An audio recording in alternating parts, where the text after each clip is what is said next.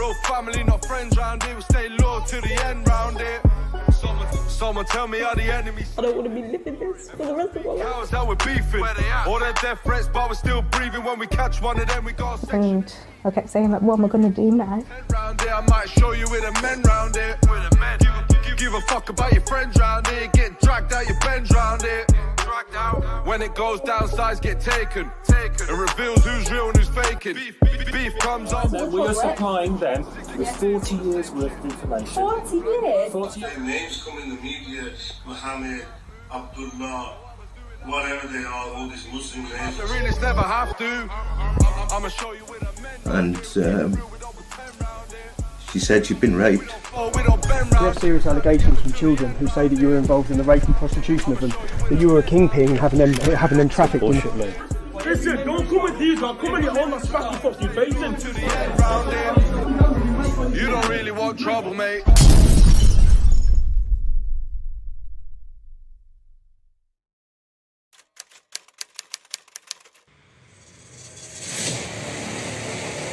Well, let me call you.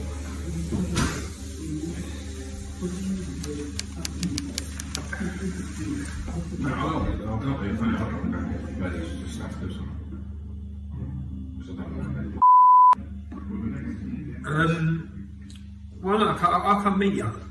I've been here now. Don't do anything stupid, huh?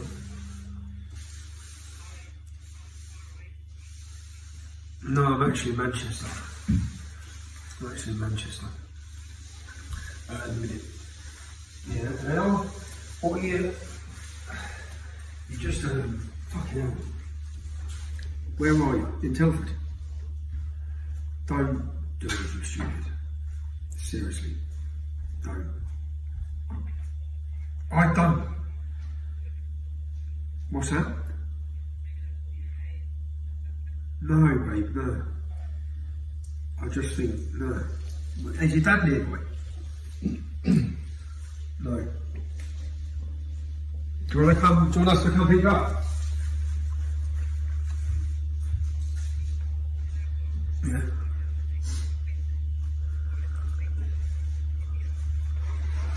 Go on.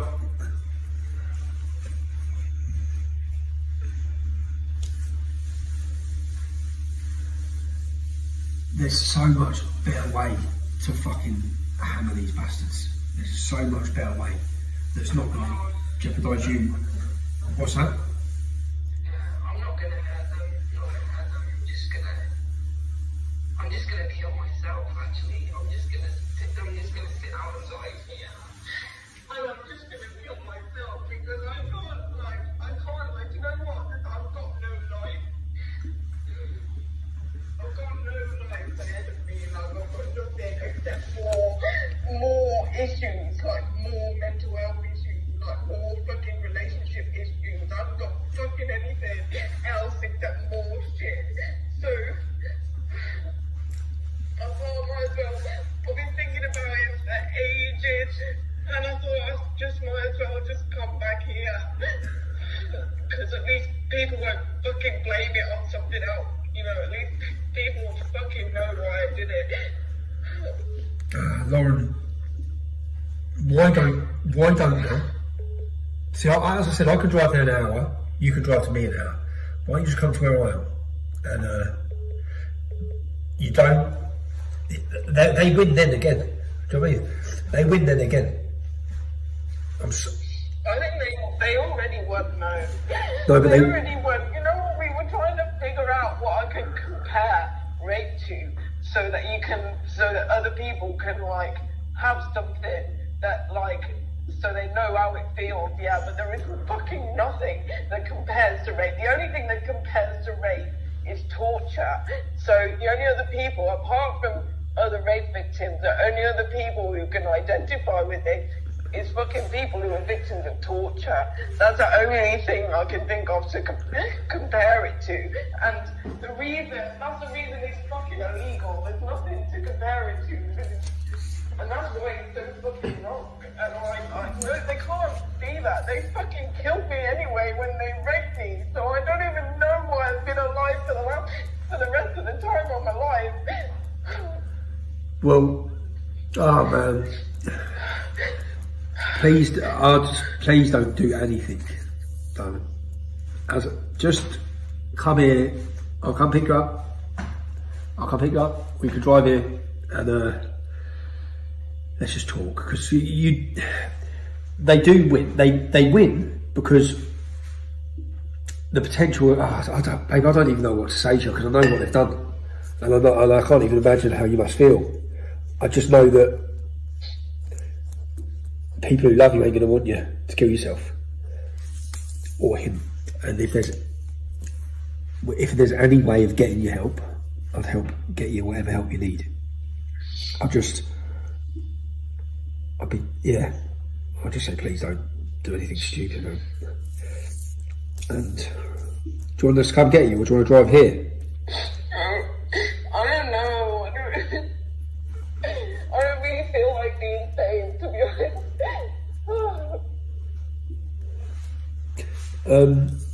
How far is your mum and dad? How far does your mum and dad live from where you are? My mum doesn't live that far away. Babe. Oh, I don't feel like going there. Come up here. We've got empty bedrooms. We're in a 5-bedroom house. There's an empty bedroom. You're welcome to come and stay here. And we'll talk. We just had a shit curry, but if you... Oh no, you can't have a shit curry. It was... You can't do that. Did you make it? No, if you bought it from somewhere, you're a fool. Oh, come here and make us a curry then. Come. No, I can't make one. Can't. If you buy a shit curry, then fuck knows what they put in it. Yeah. Because if they don't make it with love, then they're probably making it with shit. Yeah. Alright, well, yeah, why don't you just come up here, babe? And then I can't believe you in Telford either. But come up here. We're only an hour. We're here. You can see what we're doing. We're actually here, sat around a table with pictures of all these bastards. I don't know if that's going to fucking throw your head even more, but we're actually just sat here with massive sheets everywhere of who they are, how they're linked.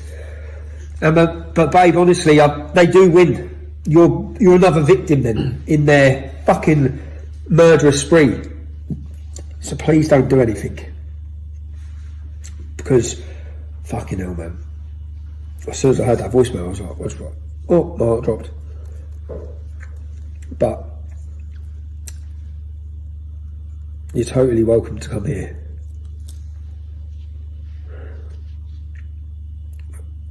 You're just going to wind me up with the maps. Yeah, I'll put them away. How about it? You don't have to look at them. We just had it here because we were discussing work. So I'll put them away. Just come up here. I can't even, half the people, I fucking escaped really early. I was so lucky. That doesn't matter. None of it matters. Don't worry about that. As I said, it doesn't matter if you never want to talk to me or you don't want to participate in this documentary or anything. None of that matters, yeah? So come here, you don't even have to talk about it. I don't give a shit. We've got a pool table here and a bar in this house. It's a beautiful house. But you're welcome to just come up here, babe, and just take a chill, man. Take a chill. Right, yeah. Oh, babe, I'll send you a location, yeah? I think it's an hour, isn't it? Telford's an hour from here, isn't it? I think it's an hour from here, babe. Yeah? Alright. Promise me then that that's what you're doing, and you're just going to come up here and not do anything stupid. Don't leave me without. I have enough fucking shit in my head at all. So just come up here. I know. Like, you get yourself into trouble all the time. I know. Story of my life. You can't even help it. I know. So I'm a magnet. Like a naughty school kid that never got it out of your system. I always said, I used to shit stare on the school playgrounds. I've just gone to a fucking international level. Yeah. Oh God. Alright, come up. Are you coming up then, yeah? Yeah, I'm coming. Okay. Alright, Sam, see you in a bit. I'll send you a location now. Do you want me to do live location via WhatsApp? You can. You can. Alright, Sam, I'll do that now. I've got a different WhatsApp number, so you can't. Message me on your WhatsApp number then, yeah? And then I'll send you it. Yeah. Alright, see you in a bit. Bye-bye. So I was tracking down victims and following the Telford story, and I saw a girl online making comments about wanting to kill the men who had raped her and abused her, and it all come to a head because one of them was just getting released. So she's obviously read it and made comments saying how it's destroyed her again. Now reading this, it's brought it all back, and she wants to murder him. So I tracked her down. I found out where she was. I went to see her. She answered the door. Like, what are you doing here? I said, explained. I've just read your messages. I want to find a better way for you to expose these men and try and tell you not to do anything stupid. And then we had a nice meeting where we sat in the back of the car for about 3 hours, just talking through. We've come up here. We're in the north of England now, to get sat together for a month to go through the documentary. And I've messaged her. And this is how, that's mad. Like, I've messaged her saying, hi Lauren, how are you? Any thoughts on about us getting together? And literally, not sure we'll get a chance to do it in person after today. I've then played a voice note from her. Hi Stephen. So I don't know if I'm going to be available after today. As you were texting me, I was on my way up, and I'm here now. So I'm just sitting outside somebody's house. After reading her messages, then it's like she's outside the house because she's going to kill him. So we rang her, but then madly, because she sent me a live location, she was parked in Telford. But you see all the years later, look at their lives. Look at her life. And then she's gone on to, okay, I won't kill him, I'm going to kill myself. She is now, let's see where she is, so live location. So when, okay, she's on her way. She wasn't just sat there, she was in Wellington, the Muslim area of Telford. Now she's on her way here, so. She's an extraordinary woman. A woman whose life was destroyed by these men when she was just a girl. She's written an amazing book sharing her experience. It's called No Way Out by Kate Alicia. You can buy it on Amazon. Please go and buy it. And what you'll find when you read it is that one of her abusers was a man called Ahmed Nawaz. Ahmed Nawaz. Now I want to go back to our interview with the survivor from episode 2 and pick up the story of another girl.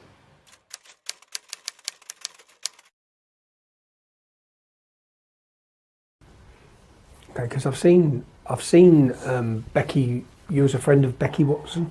Yeah. Can you talk to me about Becky?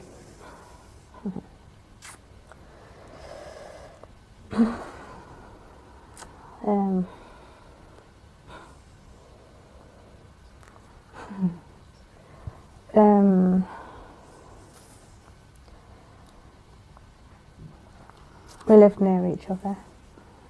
This one day in particular, she'd gone missing, and we was all looking for her.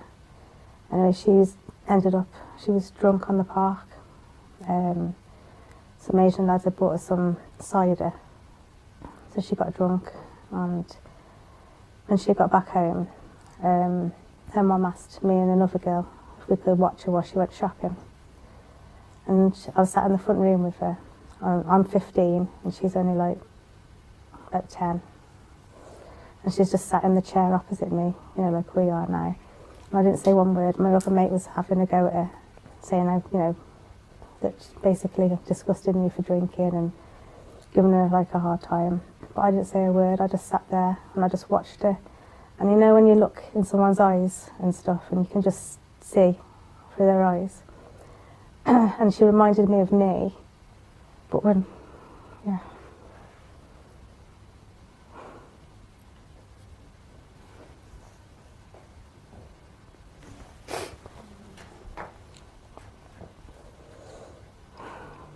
I just knew something wasn't right.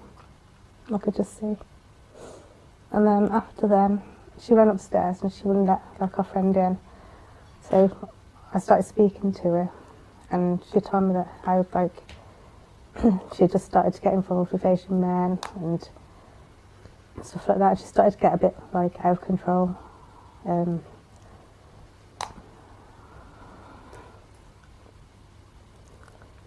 She was involved with men at the age of 10. When you say involved, what do you mean? She just started to hang around with him. She hadn't done anything then. She was just hanging around with them, and I started to buy her a drink, just started to get into talking to her. And it was like not long after then, I'd been on deliveries with my dad. He was doing pizza deliveries. It was like a weekend job, and my mate came with us on deliveries, and he had just dropped us off. Well, we just got home, and was in my bedroom, and I got a phone call off Becky about 1, 2 o'clock that morning, and she sounded wasted, and she said, "Hey, guess what? I've just lost my virginity." And my words was, "You better fucking not have." And then she was just there laughing, and I could hear another girl in the background with her. How old was she? She was 10. When she lost her virginity? She was nearly 11. So do we know who Becky lost her virginity to? Keith. When you say Keith? Shazia's dad. Shazia's dad. This is Asian Keith. Who had the burger van outside rooms. Tell me about what you know of Asian Keith then. Did you ever meet Asian Keith? Yeah. I always saw him around the area. And obviously I knew his family, because I went to school with his nieces and stuff, and his nephew. We all knew what he was up to, but I didn't know the details until Becky told me. And what was he up to? He was selling girls. And I remember the first time Becky ever told me, she said that she went to this house with and they was paying like £200 each time. And yeah, that basically. So, and she did tell me that he tries you out first to see if you're good enough. So he was pimping young children? Yeah. Did you ever have any interaction with him? No. No? No.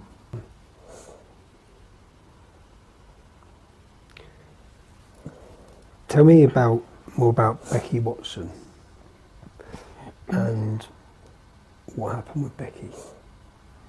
Well, things got bad, obviously. Trying to start.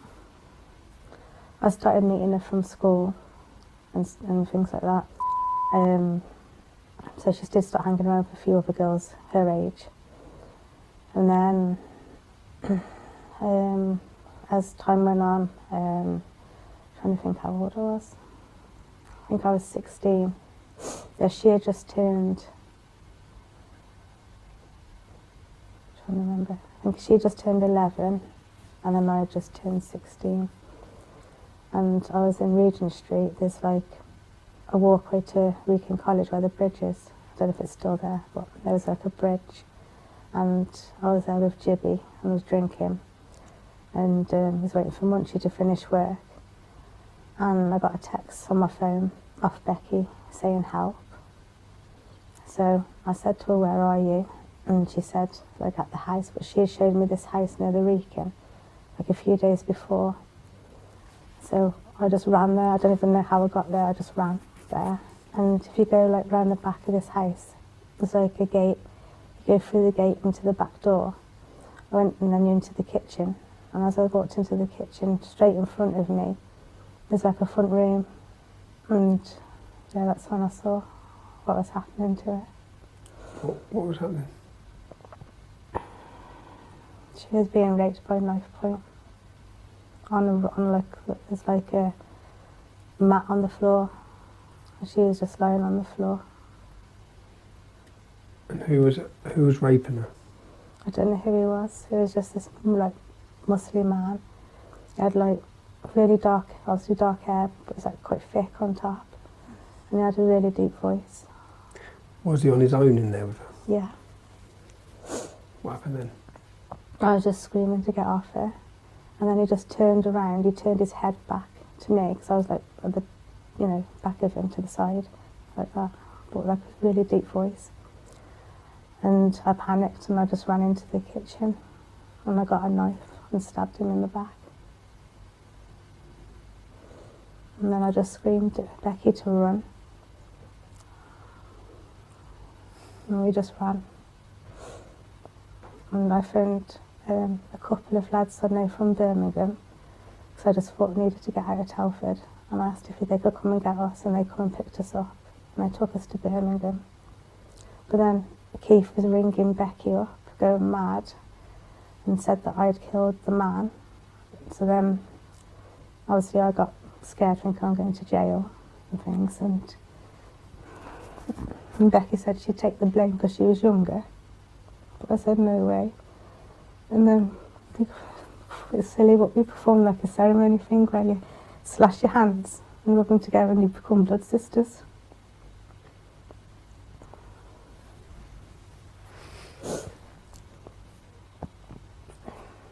And then after that night, it was just us two. So like a few months later after that, I had something in my head, I wanted to go back to that house. But we went the front way, not the back way. There's like a grass bit and a tree, and we was there watching the house, and all I saw was Keith and that man and two girls walking in. Keith was walking with the man that he said you'd killed? Because he said that he was going to go to the police if we didn't do what he said after that. So he used that situation to get you to do whatever he wanted because you were scared? But I said that Becky wasn't doing nothing, I'd do it all. Then some men would say that they wanted Becky because she was younger and fresher. And then I just have to turn around and say, yeah, but I'm more experienced, take me.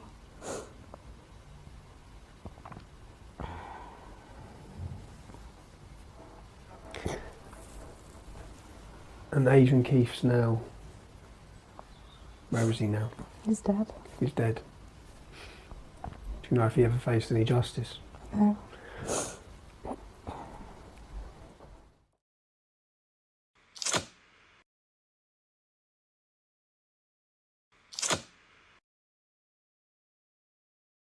Becky Watson, raped by Asian Keith when she was 10, or maybe when she was 12. We've been given different accounts. She was passed around between men, raped at knife point.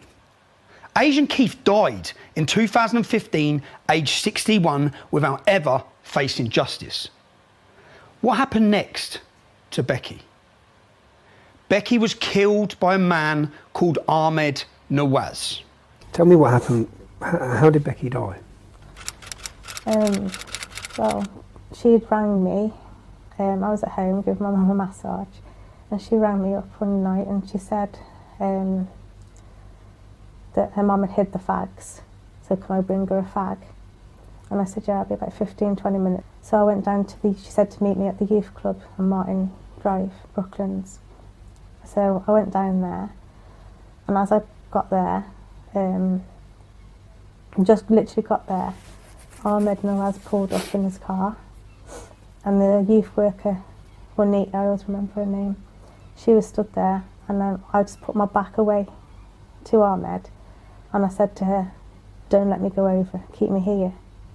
She was like, all right, but she was like looking over my head at Becky and another girl called Kerry, talking to him. And then all of a sudden, all I heard was Becky say, but you're not, he said something like, you're not having your phone back, and he took her phone off her. And then she got on the car bonnet, like sat sideways, and she said, well, you're not going then. And then that's when we all started looking, thinking, what's happening, what's going on. And then all of a sudden he started revving his car, trying to like scare her. And then he drove off with her on the car. But there's like, when you're looking up, it's like on a bend, and I just kept thinking, nah, she's gonna walk in a minute, I'm gonna see her coming back. And but as Becky was driving off, she was trying to like grab onto the bonnet, somewhere to hold. And she just, all I got is that image of my head of her looking at me, you know, like, like saying my name. And you know, as it goes off in the distance and you can't hear. And then next thing I know, all I saw was blue flashing lights, like from up, you know, in the distance, and I just ran there. And all I saw was Becky on the floor, and then Ahmed was leaning over her. And then I got a lift to the hospital, and I went there, and That's when we got told that she was brain dead. She was 13. And then after that night, I went missing all that night because I got like really upset, and I kept saying like, what am I going to do now?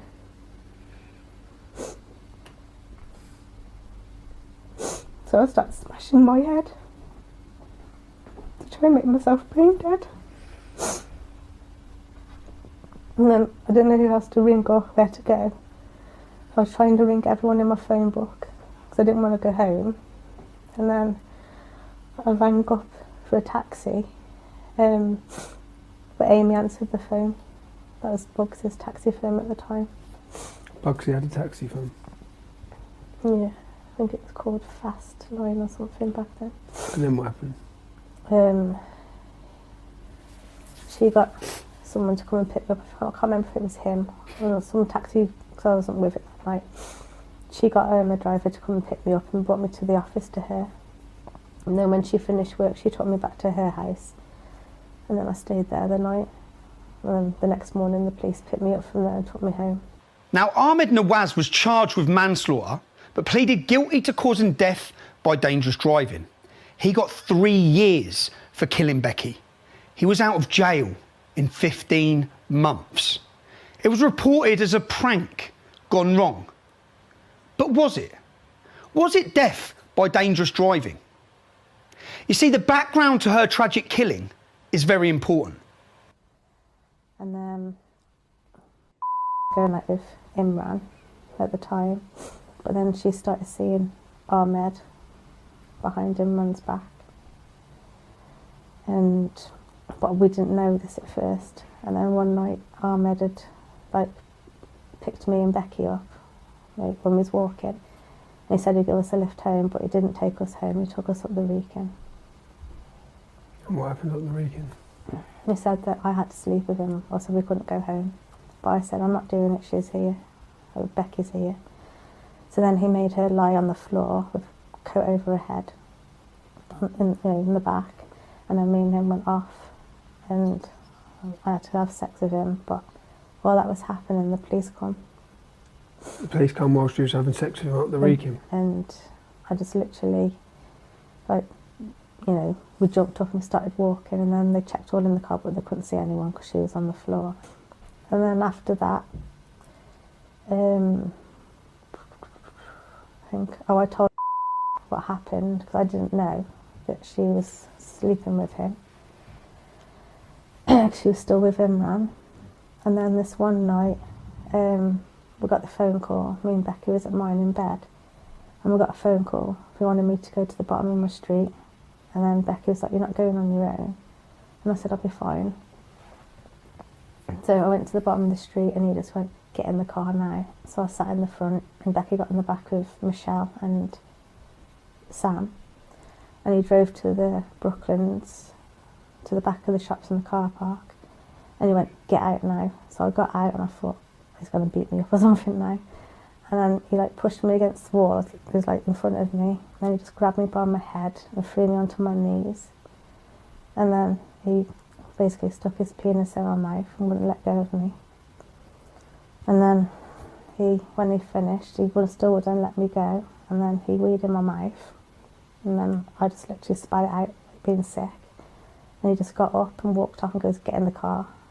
So I just got in the car. And as I was getting in the car, Michelle went to him. Did you do it? And he went really serious face, evil. It's he was still angry. And then all of a sudden he burst out laughing and went, yeah. And then she was laughing as well. How old was Same age as me. So he ejaculated in your mouth and then urinated in your mouth? Yeah. Because we had told about what happened up the Wrekin. As a punishment? Yeah. But then it got worse as well after that, because we found out then that night, obviously, because he was with Michelle in the car. And we found out then that them two were sleeping together. So then Becky went and told Imran, because she was really good friends with him. And they were best friends, brothers. So he got upset because he really really do like Michelle. So then Ahmed was after Becky then. That's why he pulled up at the... That's why he pulled up that day at the youth club? Yeah. Because she told him about him taking you out and raping you? Because she had told him then? No, it's because she had told Imran that Michelle was cheating on him with Ahmed. Okay, so Becky told Imran that Michelle was cheating on him with Ahmed.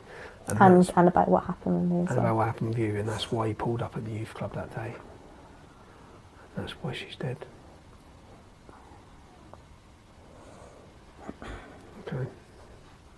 Where's Ahmed Nawaz now? I haven't got a clue. Ahmed Nawaz killed Becky Watson when he was angry that she had told his best friend Imran that Ahmed was having sex with Imran's girlfriend, Mandy. Ahmed Nawaz raped our survivor up at the Wrekin. Our survivor then told Mandy. Our survivor hadn't known that Ahmed Nawaz was having sex with Mandy at the time she confided in her. Ahmed Nawaz violently, orally raped our survivor and then urinated in her mouth as a punishment for confiding in Mandy. And then Ahmed Nawaz killed Becky Watson for telling Imran that his best mate, Ahmed, was shagging his girlfriend behind his back.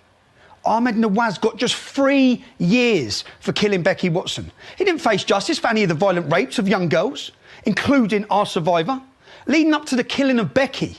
And when he got out of jail after just 15 months, we have survivors who tell us he carried on violently raping young girls. Just listen to Becky Watson's mother. A 20-year-old Pakistani man and a passenger had pulled outside the youth club and he switched his engine off. Becky was first leaning against the bonnet and it looked at first she was in conversation with him. She then sat on the bonnet and there was some sort of altercation and she refused to get off his bonnet. He took it upon himself to start his engine and to drive over 200 metres with her clinging on the side of the window.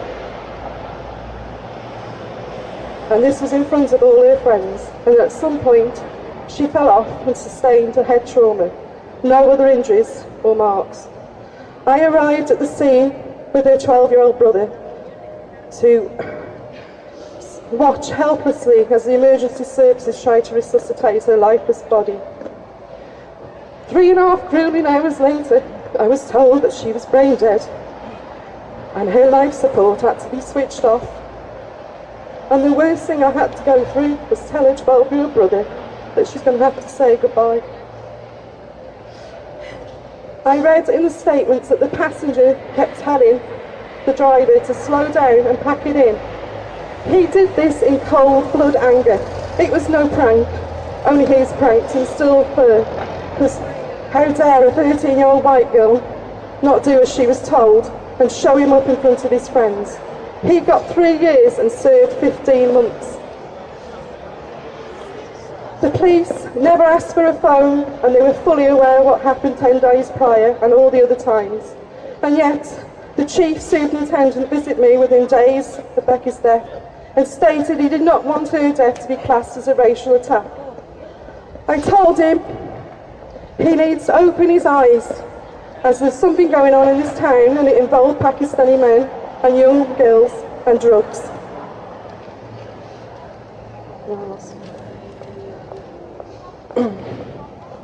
I never got to know Becky's full extent of her abuse. That chance was taken away. But the police confirmed in 2015, after a 3-year investigation following the Operation Chalice in Telford, that Becky was groomed at 11, and they have evidence on at least 2 occasions that she was trafficked to Birmingham and Manchester. I do not know who her perpetrators are, and most likely never will, but they did say the reinvestigation did highlight new perpetrators. Had Becky not been killed, I know in time she would have opened up, because I was never going to give up on her. I live with the guilt and probably always will, that I never protected her from these monsters. But she was trying to protect her family. I know if she had lived, that she'd be standing here before you today as a survivor. but instead she is a warrior, like all the survivors, only she's a warrior with wings. Thank you. Well done. Well done. One of the first things the policeman said immediately after the killing of Becky was that he didn't want her killing to be classed as a racial matter. What? Why was that on the list of things to bring up with a grieving mother of a dead child? The judge said Ahmed Nawaz had snuffed out Becky's life, and Ahmed Nawaz got 3 years for killing her and was out of prison within 15 months. 15 months for the death of a 13-year-old child. We've had testimony on camera that he went on to continue raping girls after coming out of jail. Becky's mum might not know who her other abusers were, but Munchie's phone number was in Becky's phone when she was just 12 years old. Remember Munchie from episode 2? In fact, you don't have to look far to find evidence of muddle-headed thinking on the part of the police. And isn't it odd that the inspector in Operation Chalice, when talking to Channel 4, is worried about sensitivities to do with the race of the perpetrators? And when Lucy Lowe was murdered, as we saw in the Guardian headline, the police, they played down. Everyone seems more worried about the cultural sensitivities than they are about the young girls who are being trafficked, raped and murdered.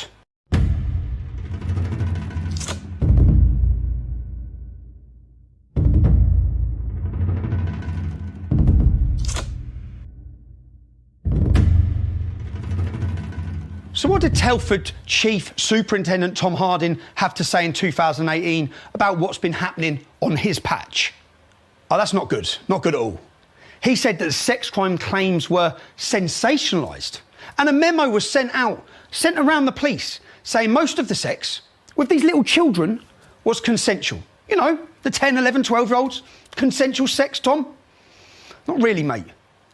Now, that's not a good start for Tom Harding. This is 2018. I'm not playing this down. What I'm saying is that for many years we've identified CSE as something that we're seeking to tackle, and I've had, in the last 2 years, I've had additional resources provided to me by the Chief Constable and PCC, because it's something that we really want to work hard on jointly with the local authority.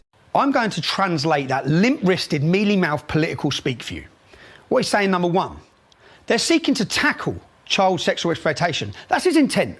See, politicians are great at announcing their intent, but not so great at delivering results. In your case, Tom, results means criminals being banged up.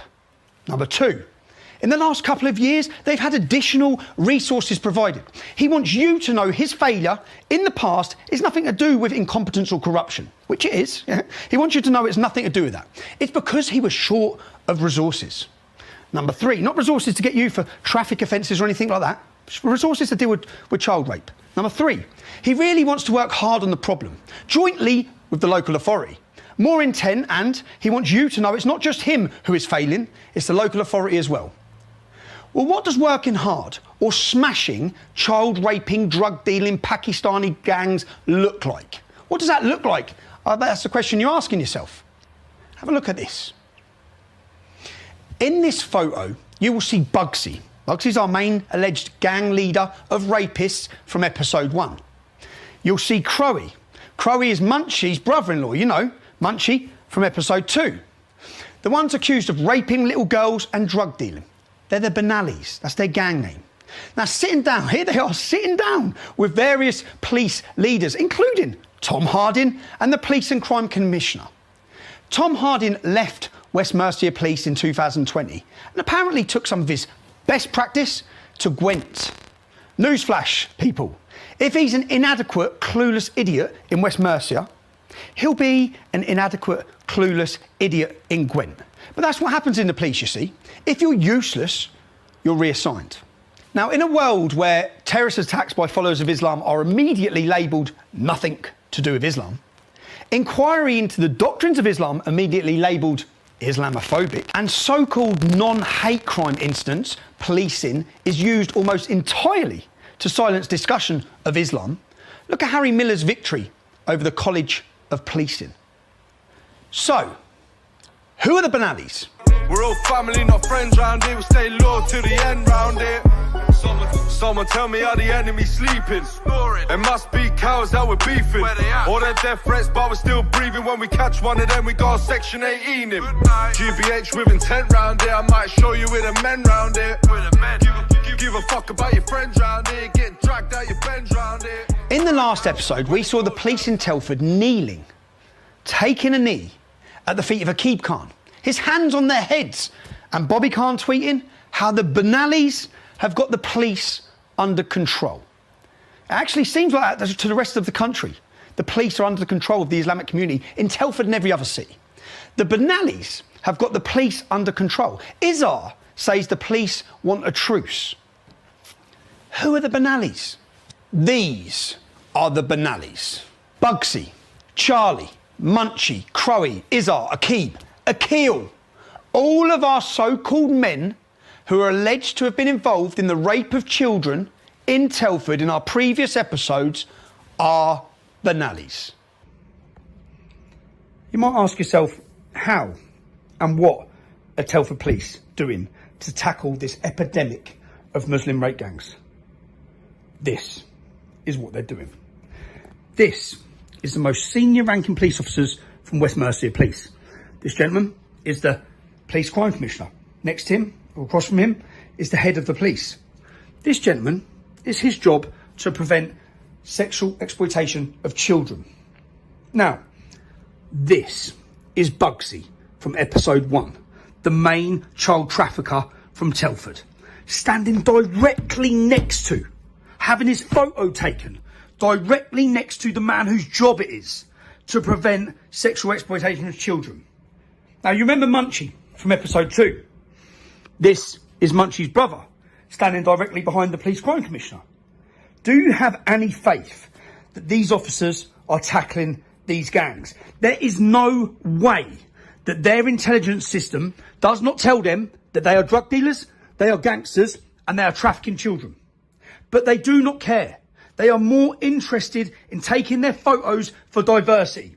I have tried to find pictures of the police sitting outside the church in Telford. I haven't been able to. Outside the Sikh temple, I haven't been able to.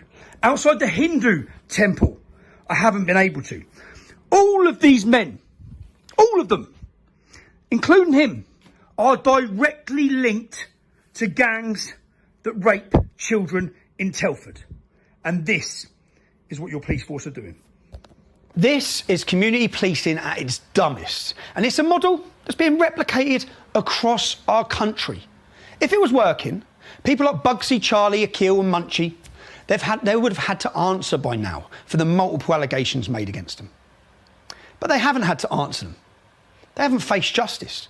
And people have told us that some of these men have been abusing and exploiting young girls since the early 1990s. That's for over 40 years. If you remember a clip from episode 2, the police records on these matters go back 40 years. They passed, and I quote, 40 years worth of evidence to the independent inquiry.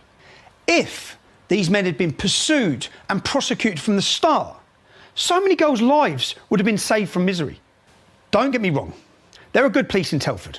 When one of our surveillance teams was arrested for supposedly harassing Akil Khan, a known Benali drug dealer, 2 police officers told him in the police station, whatever you do, don't use the duty solicitor. The good coppers know there is corruption inside Telford Police Station. And this diversity-embracing community policing approach, shut up for the sake of diversity, as Naz Shah famously tweeted, be quiet for fear of being called racist, be quiet for fear of being called Islamophobe, well, it's either incompetence, stupidity or cowardice. Incompetence because the police intelligence system must hold information about the allegations and criminal activities of some of the men pictured here. Are these top police officers unaware of the information on their own systems? Stupidity. Because if these top police officers know of the criminal activities and the allegations against some of the men, are they really so stupid that they think cozying up for photos is an effective approach smashing gang-related crime in Telford? And cowardice, because the police in Telford are simply not equipped to tackle organised Islamic gangs that are running and ruining the streets of Telford by raping young children and flooding the streets with drugs. So the Telford police are frightened and incapable of confronting this evil. And if the police are frightened, the streets are lawless. God help every one of us if the police are frightened. And we're told Telford police are demoralised. I'll tell you what isn't good for morale. Letting your diversity-driven community policing bullshit stop you doing what you know is right. And I'll tell you what's good for morale. Solving crimes. Real crimes. Rape. Rape of children. Drug dealing. Locking up these monsters. That advice is for free, guys. And for the Home Office, you need to get a grip of this. Because it's not just Telford, and it's only going to get worse, as gangs are grounded in an ideology that doesn't recognise English law and democracy. Gangs protected under the shelter of your diversity rainbows. As they expand into the power vacuum created by your limp policing. Your policing paralysed by suicide cultural sensitivities. Well, we can't speak to Becky Watson, because Ahmed Nawaz killed her. But before we go and knock on anyone's door, let's listen to another of Ahmed's victims. But I kind of have a different opinion now than I did before, because Shamil raped me, and then after that all these men literally took advantage of a rape victim, and I always said no, and they always like convinced me round, so I think that's rape. I was there for 5 months, and they started raping me a month after I moved in. I went to the party, it was a flat in Wellington. There was about five of the men there, and there was 2 other women that were older than me, and they were both very drunk. And then there was a guy who I thought was a white guy, but that was Dave Vasardi, so he was mixed race. I have said since that I actually wish that I was drunk, because it wouldn't have hurt so much if I was drunk. More warning signs. No sheet on the mattress. No sheet, like duvet cover on the duvet. And I'm going, oh, why isn't the bed made? Is that because you're a bachelor and you just don't ever make your bed? And he's like, yeah. So I was like feeding him his own answers, so he didn't even have to answer. He convinced me to, like, we were going to have sex, and then he convinced me to get naked, and then he wanted to,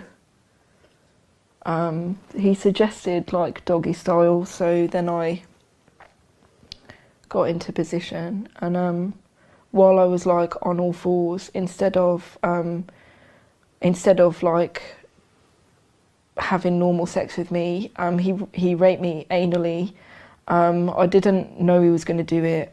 He knew what he was about to do. Like, he'd must have been planning it behind me before he did it, because when he forced it inside me, I pulled away because it was painful.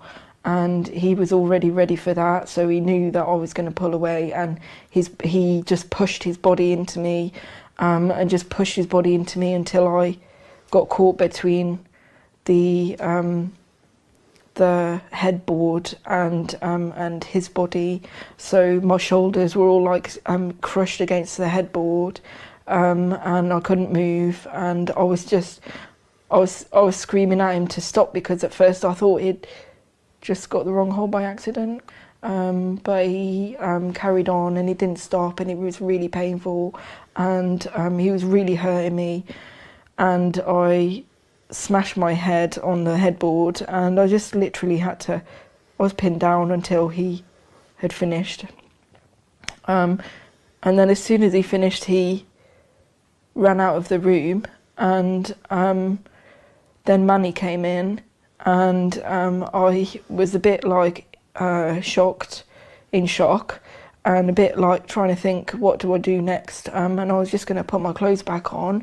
So when Manny came in, I was like looking for my clothes, and Manny was like sat next to me, and he put his arm around me, and he was going, why are you getting dressed? After that, like, because I didn't think I could cope with anymore, and then they were like trying to imply that I was going to have to do more, and I was a bit, and the other girls were going in and out of the bedrooms as well, but they were really drunk, so they were like laughing and seemed okay, so I didn't know what was going on properly, and And then the night went on for ages and ages. So that's when I met Dave.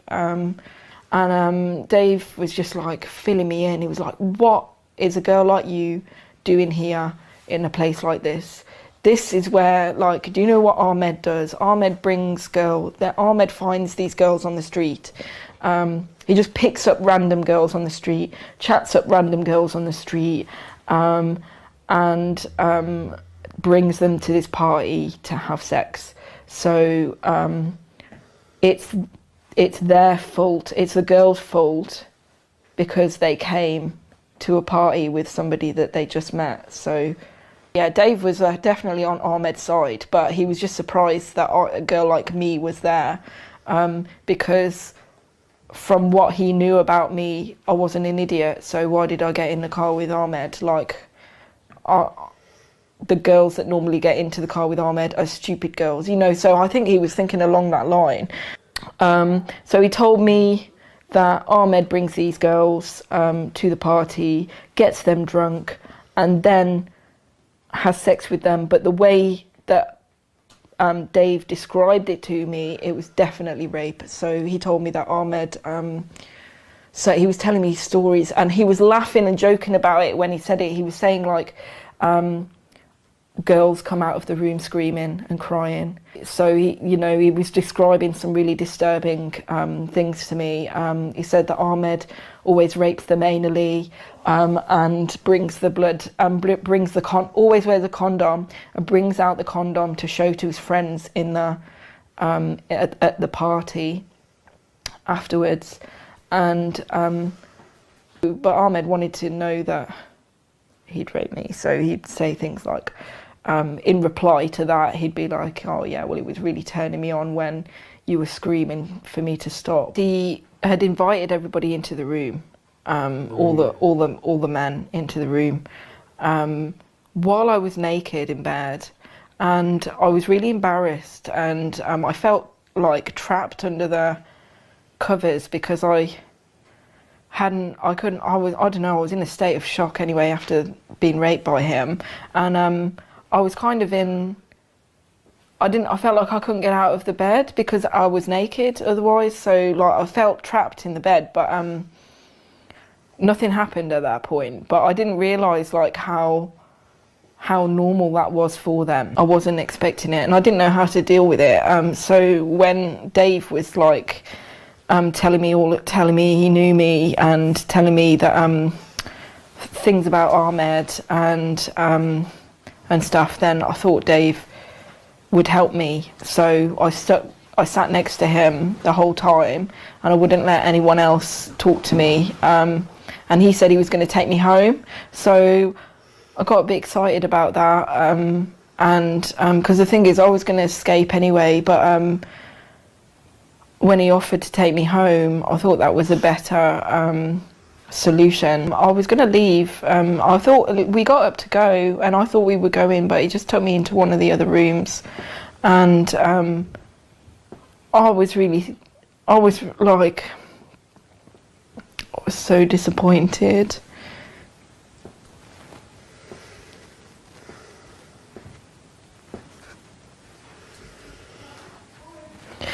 And he sat me down, and I knew what he wanted to do, and do you know what, I just gave up in my head because I thought I just wanted to go home, and then so he just sat me on the bed and laid me down, and like literally I was like a statue, because I just wouldn't move unless I couldn't say no, but I just let him put me how he wanted me. And then I can't even say that we had sex, because he had sex with me, and I don't know, he's just one of those guys that would never comes, and he just had sex with me for ages, and I was just like, he probably wouldn't come because I was like I was just like a stone cold zombie underneath him. He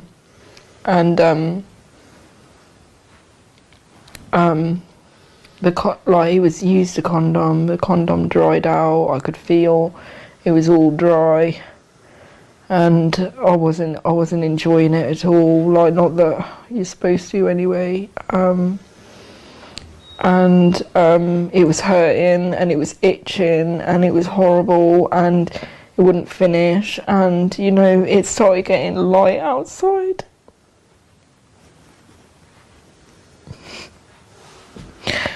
And I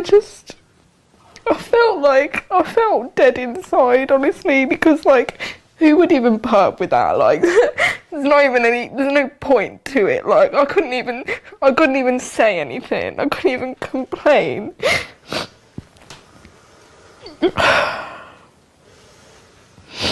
And it was taking ages to come, and he couldn't come, and he was frustrated about it, so it made me kneel underneath him. And then he was like wanking in front of me, and he still couldn't come. And the white guy that was there, he opened the door and saw me with him, and then they were taking the piss out of it afterwards. It made me go back in there. He gave up in the end, and he made me go back into the living room with him. This was Dave. Yeah. What's he selling? Asadi. He said he was gonna take me home, and then he took me into a bedroom, and then like he was still saying he was gonna take me home, and he took me back into the living room. This is yet another example. In this case, a child killer, an alleged child rapist, Ahmed Nawaz, let out after 15 months for killing Becky Watson, continued to violently and anally rape young girls. They're the allegations. If the police and the justice system had done anything like the investigation we had done, Ahmed Nawaz would not have seen daylight for a very long time. But they didn't. They didn't do any investigation. They tried to cover up what had happened. They all failed in their duty to protect the vulnerable. Our justice system failed. It didn't work, and it doesn't work today. And as a result of its failures, innocent children continue to suffer. Let's see what Dave Asidi and Ahmed Nawaz have got to say.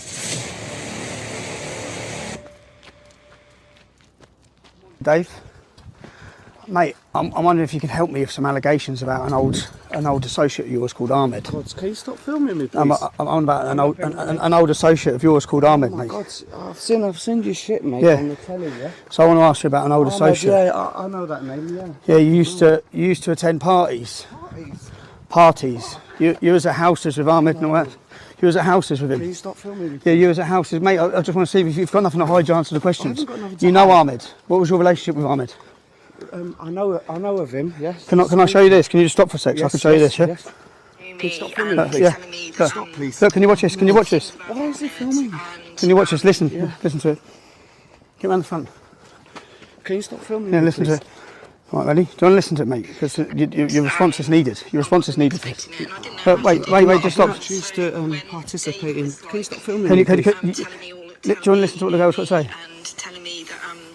She's talking about you. She's talking about you. Is she? She's talking about you. So should we listen to what? Do you want to listen to what she's got to say? Just stop and listen to what she's got to say.